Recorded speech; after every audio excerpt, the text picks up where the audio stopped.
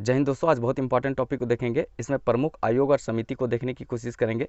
यहाँ से railway SSC में वन लाइनर क्वेश्चन पूछे जाते हैं, लेकिन जब आप पीसीएस और सिविल सर्विस का एग्जाम देंगे तो वहाँ पे क्वेश्चन जो पूछे जाते हैं वो कुट बनाकर क्वेश्चन पूछे जाते हैं। तो यहाँ पे जितने भी क्वेश्चन लिए गए हैं वो प्रीवियस ईयर में किसी न किसी एग्जाम में पूछे गए हैं, उसी को लेने का प्रयास किया गया है। तो चलिए दोस्तों स्टार्ट करते हैं। तो पहला है कोठारी आयोग। कोठारी आयोग का संबंध किससे है? शैक्षणिक सुधार से है। अब इसको कैसे दिमाग में रखेंगे? तो अगर कोई लड़का को बहुत अच्छा रिजल्ट करना है और पढ़ाई को इम्प्रूव करना है तो कोठरी किसको कहा जाता है? एक छोटा सा रूम को कोठरी कहा जाता है। तो कोठरी में बंद होकर रात दिन पढ़ना होगा तो उसका क्या होगा? शैक्षणिक सुधार होगा, उसका शिक्षा में सुधार हो जाएगा। तो इस तरह से भी आप ध्यान में रखेंगे। वैसे उत्तर प्रदेश और बिहार में हमारे यहाँ क्या होता है कि जब गर्लफ्रेंड बॉय को छोड़ देती है तो वो रात दिन पढ़ना चालू कर देता है और उसके बाद उसके दिमाग में आता है कि अब यूपीएससी करना है, और उसके बाद रात दिन पढ़ता है और वो रिजल्ट भी करता है। तो रिजल्ट वो गर्लफ्रेंड छोड़े उसके बाद वो पढ़ना चालू करे, या तो फिर वो अपने से कोठरी में बंद होकर पढ़ना चालू करे। पढ़ेगा तो इसका मतलब है शैक्षणिक सुधार होगा। तो कोठरी में किसी भी तरह से पढ़े तो शैक्षणिक सुधार ही होगा। इस तरह से भी दिमाग में रखिएगा। नेक्स्ट है सुंदरराजन समिति। सुंदरराजन समिति का संबंध है खनिज तेल क्षेत्र से। अब इसको कैसे दिमाग में रखिएगा? तो सुंदर दिखने के लिए पूरा माथे में अच्छा तरीका से तेल लगा के निकलता है लोग, जिससे कि तेल लगाने के बाद माथा चमचमाता हुआ दिखे। तो इस तरह से ध्यान में रखना है कि सुंदर दिखने के लिए तेल की ज़रूरत होता है। तो सुंदरराजन समिति का संबंध किससे है? तेल से है। वैसे आजकल तो फेयर एंड लवली का ज़माना है, लड़कियां लोग तो पूरा चपोत कर निकलती है, जैसे लगती भूतनी टाइप का देखने में। तो अपनी अपनी मर्जी है सबको, सब लोग अपना अपना चॉइस है। तो चलिए कोई दिक्कत नहीं। इसी तरह से है मल्होत्रा समिति। मल्होत्रा समिति का संबंध किससे है? तो बीमा क्षेत्र में सुधार से। तो कुछ कुछ को ऐसे ही दिमाग में रखिएगा। मल्होत्रा समिति का संबंध किससे है? तो बीमा क्षेत्र में सुधार से। इसके बाद है हजारी समिति। हजारी समिति का संबंध किससे है? औद्योगिक नीति से है। अब इसको कैसे दिमाग में रखेंगे? तो देखिए, अगर आपकी औद्योगिक नीति बहुत अच्छी रहेगी तो आपको हजारों कंपनियां मिलेगी चलाने के लिए। तो आपको ऐसे ही दिमाग में रखना है कि हजारी समिति का संबंध किससे है? तो औद्योगिक नीति से है। तो आई होप ये भी समझ में आ गया होगा। इसके बाद नेक्स्ट है दंता समिति। दंता समिति का संबंध किससे है? औद्योगिक लाइसेंस से है। तो आप इसको कैसे दिमाग में रखिएगा? तो देखिए, अगर किसी को औद्योगिक लाइसेंस लेना होता था 1991 के पहले, नई औद्योगिक नीति के पहले, तो लोग बोलता था कि सरकार के पास जाते जाते परेशान हो जाते थे, लेकिन लाइसेंस नहीं मिलता था। तो लोग को ऐसा लगता था, दांत को किटकिटाता था, और लोग को लगता था कि सरकार के छत्ती के ऊपर में चढ़कर हुबच दे। तो ऐसा लगता था, दांत को कटकटाता था। तो दंता समिति का संबंध किससे है? औद्योगिक लाइसेंस से है। मतलब सरकार लाइसेंस नहीं देती थी तो दांत को कटकटाते हुए कहता था कि लगता था कि सरकार के ऊपर में चढ़कर हुबच दे। लेकिन क्या है कि जब 1991 ईस्वी के बाद जब ये नीति में क्या हुआ? सुधार हुआ, और उसके बाद लाइसेंसी प्रक्रिया लचीली हो गई। तो दंता समिति का संबंध किससे है? तो औद्योगिक लाइसेंस से है। इसके बाद है नानावटी आयोग। नानावटी आयोग का संबंध किससे है? तो गोधरा कांड से है। तो कुछ कुछ को ऐसे ही दिमाग में रखना है। इसके बाद है लिब्राहम आयोग। लिब्राहम आयोग का संबंध किससे है? तो बाबरी मस्जिद से है। अगर आप अच्छे तरीका से देखिए तो लिब्राहम, ब्रा आ रहा है और इधर बाबर आ रहा है। तो ब्रा और बाबर ये संबंधित होता है, एक से मिलता है। तो आपको ध्यान में रखना है कि लिब्राहम आयोग का संबंध किससे है? बाबरी मस्जिद से है, क्योंकि लिब्राहम में ब्रा आ रहा है और बाबर में भी ब्रा आ रहा है। ठीक है, तो आप ऐसे भी दिमाग में रख सकते हैं रिलेट करके कि लिब्राहम आयोग का संबंध किससे है? तो बाबरी मस्जिद से है। इसके बाद है फुक्कन आयोग। फुक्कन आयोग का संबंध किससे है? तहलका कांड से है। अब इसको कैसे दिमाग में रखिएगा? तो देखिए, मान लेते हैं कि कोई लड़की आपसे प्यार करती थी, लेकिन अब वो छोड़कर किसी और के साथ चली गई। तो अगर इस तरह का केस आया और इस तरह का तहलका वो मचाई है, तो आप उसको बोलिए कि इस तरह से करेगी तो तुमको फूंक देंगे। मतलब है कि अब उसको उससे कोई मतलब नहीं रखेंगे। तो फुक्कन आयोग का संबंध किससे है? तहलका कांड से है। ऐसे भी गांव देहात में बहुत लोग तहलका जब मचाता है तो लोग बोलता है कि इसी तरह तहलका मचाओगे तो तुमको फूंक देंगे। इसका मतलब है फुक्कन आयोग का संबंध किससे है? तहलका कांड से है। ऐसे महिलाओं को इस तरह से नहीं बोलना है। यहाँ पे हम कभी इस तरह का पर्सनल लेकर नहीं बोलते हैं, लेकिन क्या है कि केवल हमको यहाँ पे चीज़ों को रटना है, कि चीज़ों को दिमाग में रखना है, इसीलिए इस तरह की बात बोलते हैं। और यहाँ पर किसी तरह का कोई और महत्व नहीं है। महिलाओं के लिए मेरे दिल में बहुत ज़्यादा रिस्पेक्ट है। बस केवल चीज़ों को यहाँ दिमाग में रखने के लिए इस तरह के बात यहाँ पे बोलना पड़ रहा है, बस केवल याद करने के लिए, और किसी तरह का पर्सनल व्यू नहीं है। महिलाओं का सम्मान हम सदा करते हैं। आगे देखते हैं जैन आयोग। जैन आयोग का संबंध किससे है? राजीव गांधी हत्याकांड से है। तो आप यहाँ पे देखेंगे तो आपको थोड़ा सा अलग टाइप का दिखेगा, एक साइड में अहिंसा और एक साइड में हिंसा। मतलब जैन लोग जो होते हैं वो पूरा अहिंसावादी होते हैं। अगर देखा जाए तो सबसे ज़्यादा पढ़े लिखे लोग जो होते हैं धर्म में, वो जैन धर्म में ही होते हैं।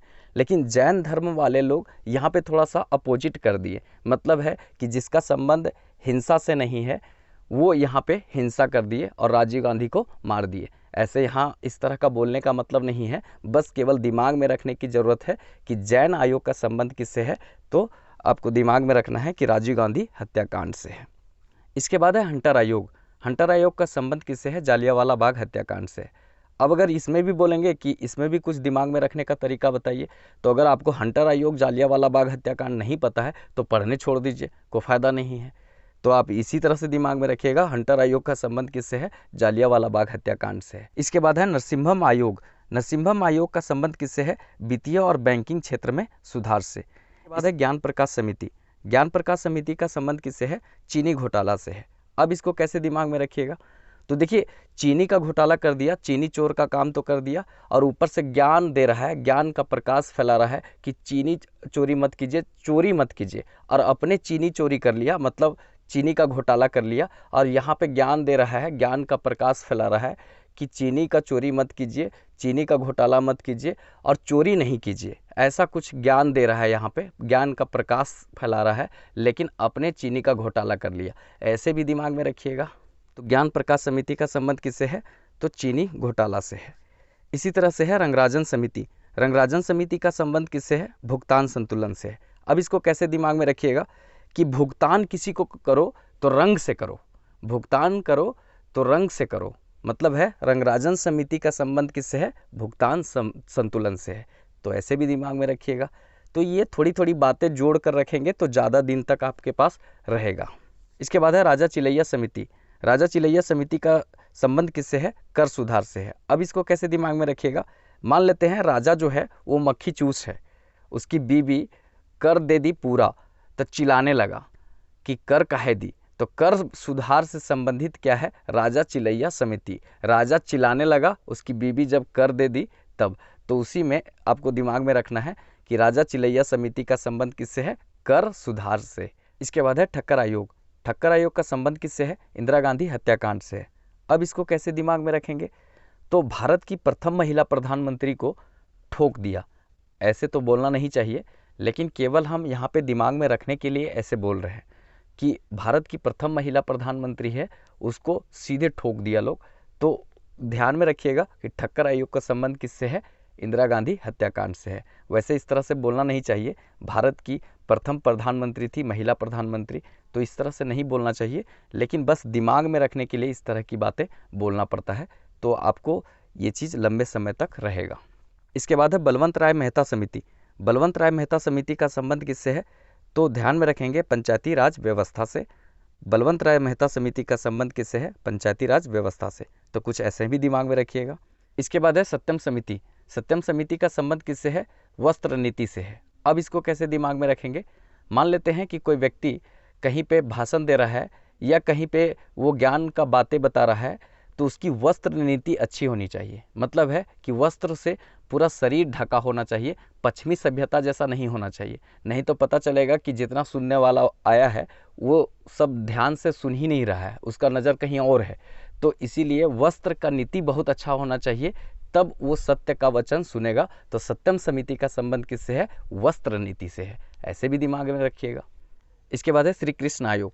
श्री कृष्ण आयोग का संबंध किससे है? मुंबई दंगा से है। 1993 में जो मुंबई दंगा हुआ था उसी से संबंधित कौन है? श्री कृष्ण आयोग। वैसे देखेंगे तो श्री कृष्ण का कोई संबंध नहीं होता है दंगा उंगा से, ये तो रसिक शिरोमणि है, गोपियों के बीच में रहते हैं, वाह वाह वाह वाह करते रहते थे। लेकिन आजकल वो मतलब कभी कभी बीच में दंगा भी कर लिया करते हैं। तो आपको ऐसा भी दिमाग में रखिएगा कि श्री कृष्ण आयोग का संबंध किससे है? मुंबई दंगा से है। इसके बाद है सरकारिया आयोग। सरकारिया आयोग का संबंध किससे है? केंद्र राज्य संबंध से है। तो आप ऐसे भी दिमाग में रखिएगा, एक दो बिना ट्रिक का भी दिमाग में रखिए, क्योंकि सब में ट्रिक सेट नहीं होता है। इसके बाद है जानकी रमन समिति।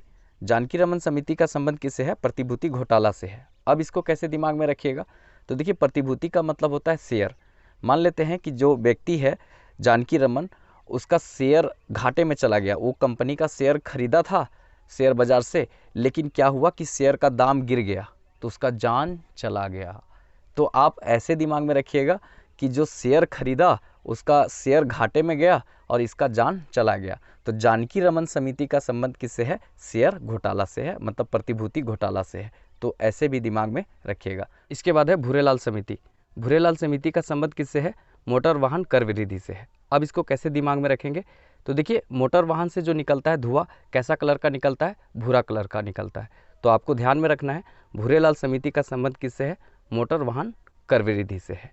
वैसे मोटर वाहन से जो निकलता है धुआं वो कार्बन मोनोऑक्साइड होता है, वो शरीर के लिए बहुत घातक होता है, बहुत घातक गैस होता है कार्बन मोनोऑक्साइड। उसको स्वीट पॉइजन भी कहा जाता है, क्योंकि जब वो शरीर के अंदर जाता है तो हेमोग्लोबिन के साथ वो क्या करता है? मिल जाता है और धीरे धीरे उस व्यक्ति को नींद आता है और उसके बाद वो हमेशा के लिए सो जाता है।